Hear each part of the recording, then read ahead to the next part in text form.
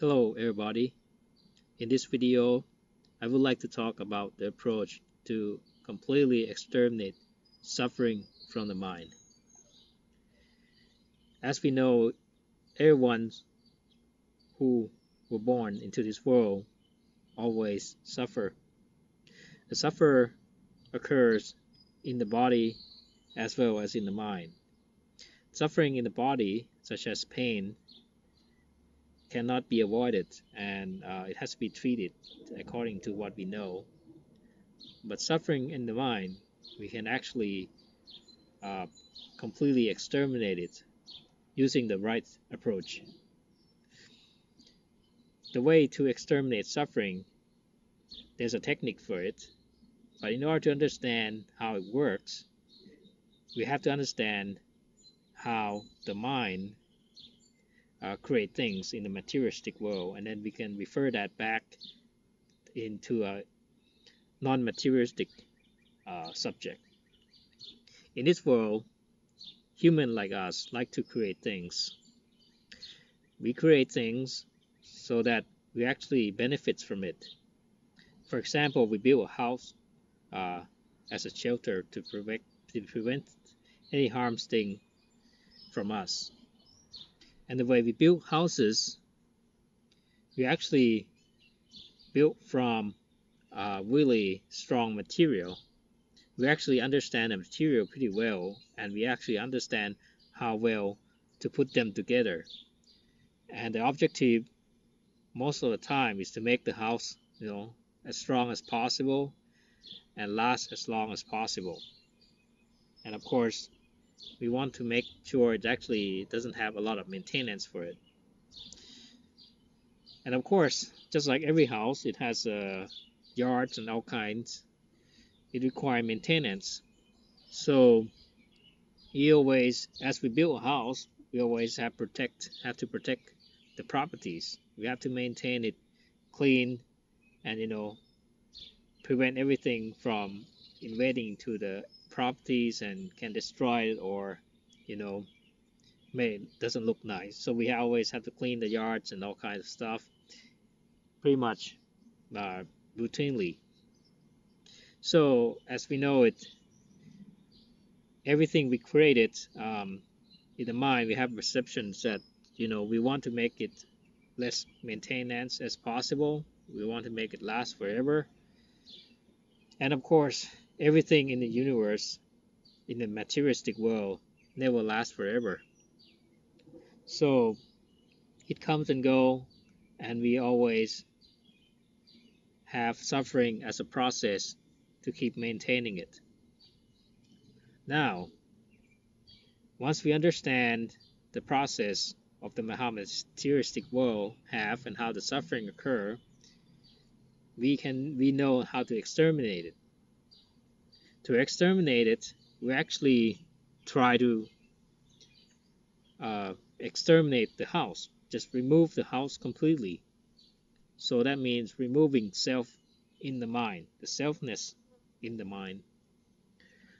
And we have to understand the process of how self is created, and actually that brings suffering as a consequence, because nothing can sustain forever. For example, if we seek for happiness through loved ones, or maybe through seeing really beautiful things, we cannot keep seeking for that thing forever, or if you cannot hold on for that thing forever, its a consequence is suffering. So to remove suffering, we have to understand the components that actually integrated or constructed to create self. Those components are forms, emotions, memories, thoughts, and senses of perceptions. And once we understand how those components put together really well, we know how to remove it and disintegrate it or compartmentalize it so that it doesn't form or integrate into something that we call itself. So that's how we exterminate suffering. So how do you practice this in reality? So as we know it that in Buddha teaching, he taught about meditation and how meditation can exterminate suffering. Meditations, they're from the Western world perspective, they mostly evolve with relaxation and concentration of the mind. And in Buddhist teaching, we actually include additional, or actually emphasize on the meditation through contemplations on the subjects or the problems that we're actually facing right now, and find the root cause of it to exterminate it.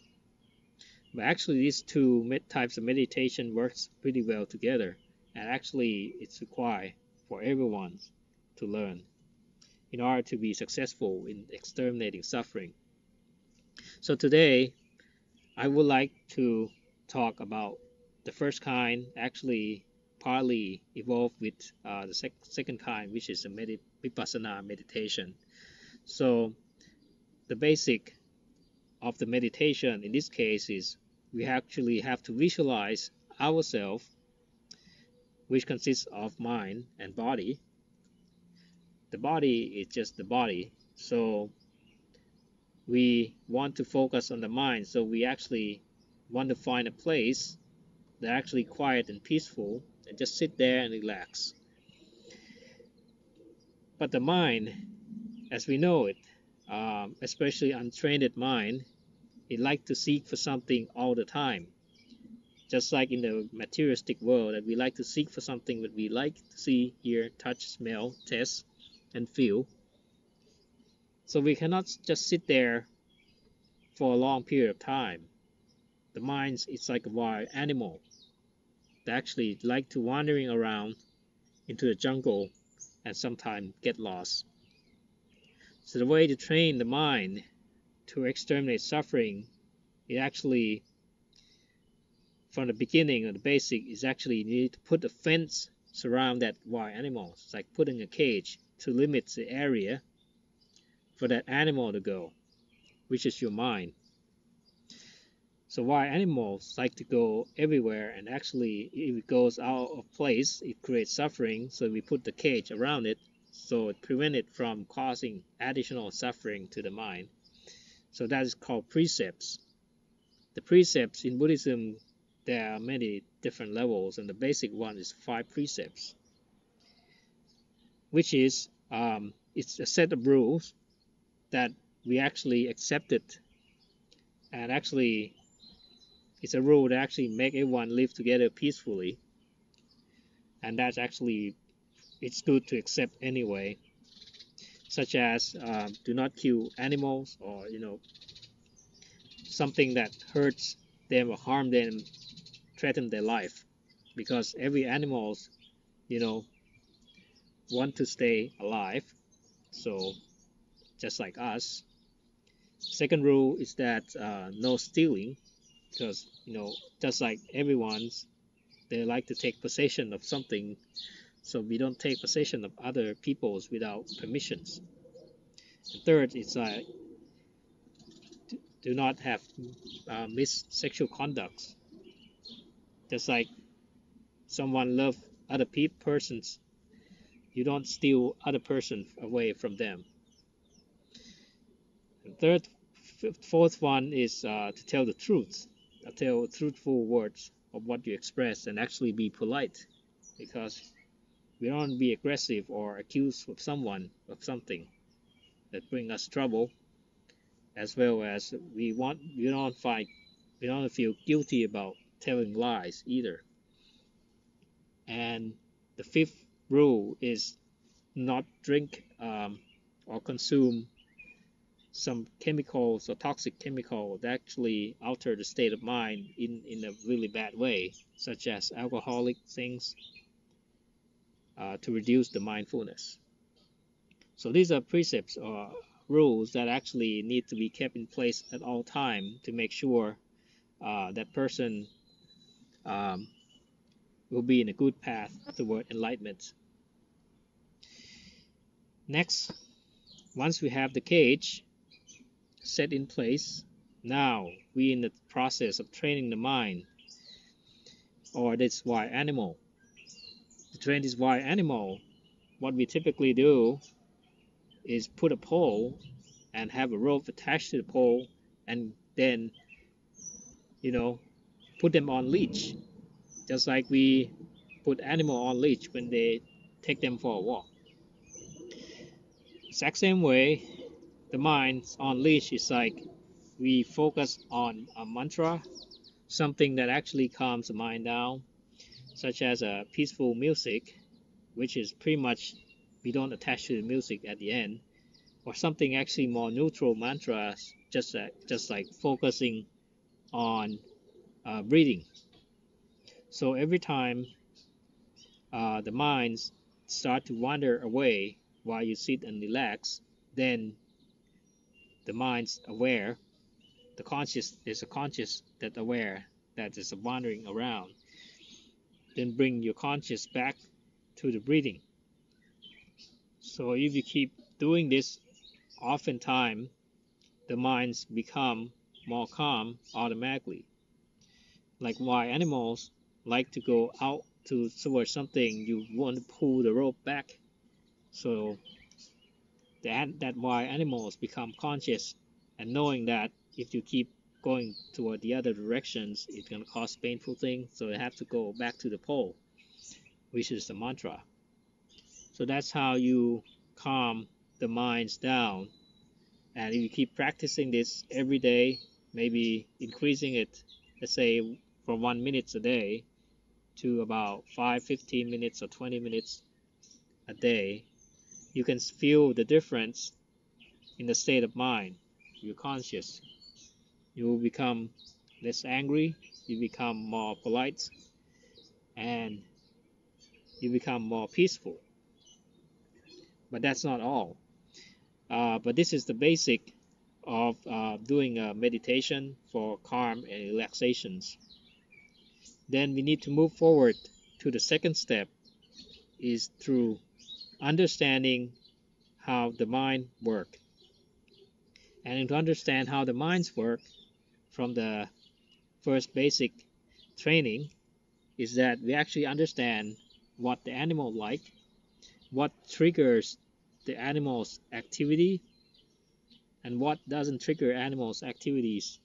And then we do the process data, we do training, which is the trainer has to be smart about how you train animal. And I will talk about the details of this training in the later videos. And I hope this will be helpful for you in terms of practicing meditation and towards enlightenment. Thank you very much for listening. Bye from us. And the way we build houses, we actually built from really strong material. We actually understand the material pretty well, and we actually understand how well to put them together. And the objective most of the time is to make the house, as strong as possible and last as long as possible. And of course, hello everybody. In this video, I would like to talk about the approach to completely exterminate suffering from the mind. As we know, everyone who were born into this world always suffer. The suffer occurs in the body as well as in the mind. Suffering in the body, such we want to make sure it actually doesn't have a lot of maintenance for it. And of course, just like every house, it has yards and all kinds. It requires maintenance. So we always, as we build a house, we always have to protect the properties. We have to maintain it clean and prevent everything from invading into the properties, and just pain cannot be avoided, and it has to be treated according to what we know. But suffering in the mind, we can actually completely exterminate it using the right approach. The way to exterminate suffering, there's a technique for it, but in order to understand how it works, we have to understand how the mind create things in the materialistic world, and then we can refer that back into a non-materialistic subject. In this world, humans like us like to create things. We create things so that we actually benefit from it. For example, we build a house as a shelter to prevent any harm thing